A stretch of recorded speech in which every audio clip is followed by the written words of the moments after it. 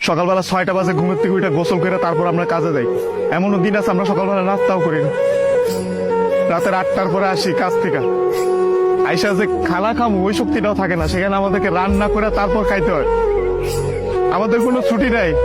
একদিন আমরা ছুটি পাই, ওই দিন আমরা ঘর গুছাইতে, কাপড় ধুইতে, এটা সেটা করতে করতে চলে যায়। কাপড় ধোয়ার জন্য যে মানুষ রাখবো, মানুষ রাখলে তো টাকা যাবে, বেতন দিতে হবে ওদের।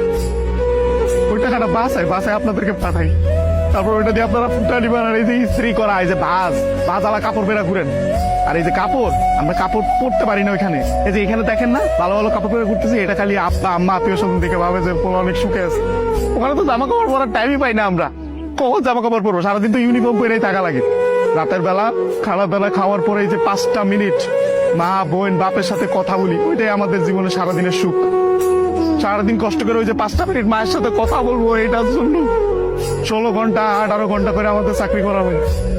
বুঝবেন না আমাদের কষ্ট। আমরা হয়েছে পৃথিবীর সবচেয়ে বড় মৃত্যু, কারণ আমরা উঠতে উঠতে মিথ্যা কথা বলি। মা যখন জিজ্ঞেস করে বাবা খাইছ না, বলি খাইছি। কি বলবো, আর তো বলতে পারবো না। মা যখন জিজ্ঞেস করে কেমন আছিস বাবা, বলি ভালো আছি। অসুখ হইলে ডাক্তার দেখাই না, ডাক্তাররা অনেক টাকা দেওয়া লাগবে।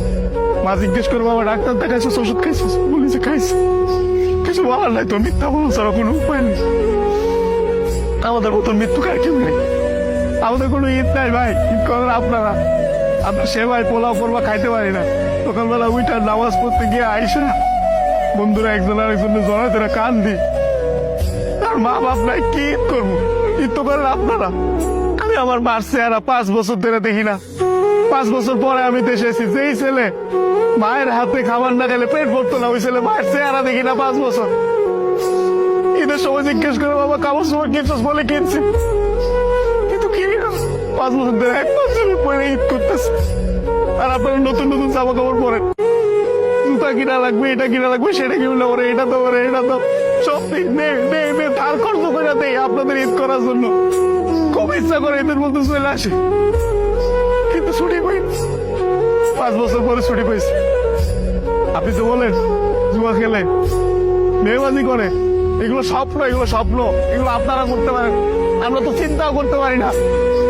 আপনাদের কোনো আইডিয়া নেই ওখানে কত পরিমাণ টাকা লাগে এইসব জায়গায় যাইতে।